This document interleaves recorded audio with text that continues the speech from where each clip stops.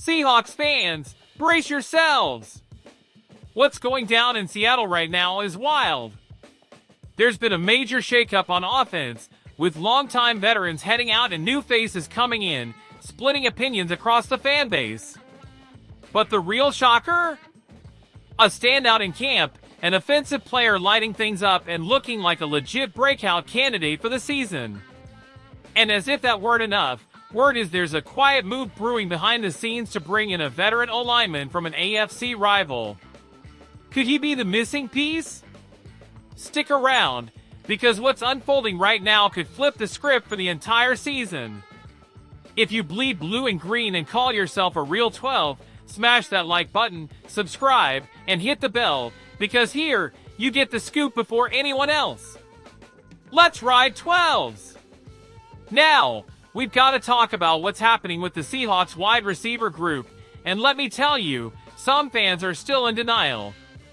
After years of DK Metcalf and Tyler Lockett holding it down as WR1 and WR2, both are gone. In their place, Seattle brought in Cooper Kupp and Marquez Valdes-Scantling. Kupp needs no intro, Super Bowl MVP, Triple Crown winner in 2021. But injuries have taken a toll. He's still sharp, runs clean routes, and has the IQ, but physically he's not what he once was. MVS? He's that boom or bust guy. 1 minute, he's blowing past defenders for an 80-yard TD. The next, he's dropping 2 easy third down balls. High risk, low control. And let's be real, this receiver room still lacks proven depth. Rookie Torrey Horton could turn out to be a steal, but first-year wideouts usually struggle to get going. Jake Bobo? A fan favorite and solid over the past 2 seasons, but we know there's a cap on his upside. Then there's Cody White, a name flying under the radar. A lot of fans forget he's even on the roster. But his journey's something else. Undrafted in 2020, bounced around the league, Chiefs, Giants, Broncos, Steelers, and only found some traction in Pittsburgh in 2021. Since then, he's barely gotten a shot. But in 2024, Seattle gave him a chance, and he made the most of it. 3 games, 3 targets, 2 catches, including a 28-yarder.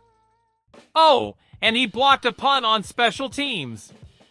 And here's the kicker, he can block like a tight end, which fits perfectly in heavy run sets. At 6 feet 3 inches, 213 pounds, Cody White has the size to be a serious red zone threat. And that's exactly how he's been standing out in OTAs and minicamp, making contested catches in the end zone. Will he start? Probably not. Might not even see 5 targets a game. But he's one of those guys who can make a difference when you least expect it. He's going head-to-head with Bobo for a spot, both playing similar roles, but White has more speed and burst. If both make the 53, expect them to make noise on special teams, and maybe sneak in a game-changing play or 2 on offense. Shifting gears but staying on the offensive side, let's talk about the guy for 2025. And no, it's not the new quarterback. This spotlight belongs to the new WR1, the dude who could end up being one of the league's biggest names this year, Jackson Smith-Njigba. With DK and Lockett out, JSN is now officially the top target in Seattle. And that's not hype, it's happening. In 2024, he absolutely broke out, 100 catches, 1,130 yards, and 6 touchdowns, earning his first Pro Bowl nod. And he did that in an offense that was, let's be honest, all over the place, led by Geno Smith in an up-and-down year. Now, enter Sam Darnold. Coming off a solid season with the Vikings and signing a legit deal, Darnold's expected to take full command under center. And here's the fun part, Pro Football Network's Brandon Austin picked a projected MVP for every team in 2025. For the Seahawks? He didn't even blink, it's JSN. And honestly, he's not wrong. Kupp, while still talented, has a recent injury history. MBS is too inconsistent. The rookies like Horton and Ricky White are still learning the ropes. JSN is the guy. The go-to target. Expected to be fed 10 to 12 passes per game. If Darnold plays like he did last year, JSN could easily crack 100 catches again and maybe top 1,200 yards. He's growing fast, mentally locked in, and already clicking with the new QB, and that chemistry could be the X factor this season. And if you're still with me, I know you're a real one, a die-hard 12. So help boost the channel, drop a like, subscribe, and let's keep this momentum going, because there's plenty more coming. And speaking of behind-the-scenes moves, another one just came out of Renton, and this time, it's a familiar face coming back home. The Seattle Seahawks have brought back a former Pro Bowler from the 2017 draft class to add depth at quarterback. After head coach Mike Macdonald made it clear he wanted more competition in the secondary, the front office didn't waste time. Shaquille Griffin is back in Seattle. It's a one-year deal worth $3 million, with incentives that could push it to $4 million, according to his agency, Exclusive Sports Group. For those who might have forgotten, Griffin was a third-round pick by the Seahawks back in 2017 and played 4 seasons here, logging 57 games and starting in 53. He made the Pro Bowl in 2019, and that wasn't even his best year statistically. That season he put up 65 tackles, 13 pass breakups, and 2 tackles for loss, but no picks. In 2020, though he only played 12 games, he racked up 63 tackles, 12 PBUs, 3 interceptions, and another 2 tackles for loss. Consistent and productive. After that, he signed a fat deal with the Jaguars, 3 years, $44.5 million, but it never really worked out in Jacksonville. He played just 19 games in 2 seasons and never quite looked like the same guy he was in Seattle.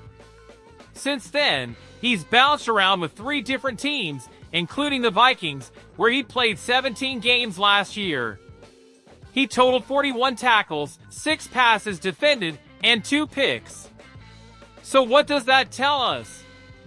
He's not the lockdown CB1 he once was, but he's still got some gas in the tank, and now he's coming in with a very specific role, bring veteran presence and depth to the back end of the roster.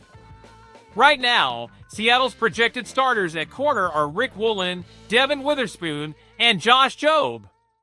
But behind them, depth was still a legit concern. 5th-round rookie Nehemiah Pritchett has potential, but we don't know yet how quickly he'll adjust to the pro level. So having a vet like Griffin in the mix adds a layer of security the team needed. Even if he's not out there as a starter, being your 4th or 5th corner on a playoff caliber roster can be clutch. We all know injuries hit hard in this league, and Coach McDonald's been clear, he wants dudes who can step in and hold it down when the time comes.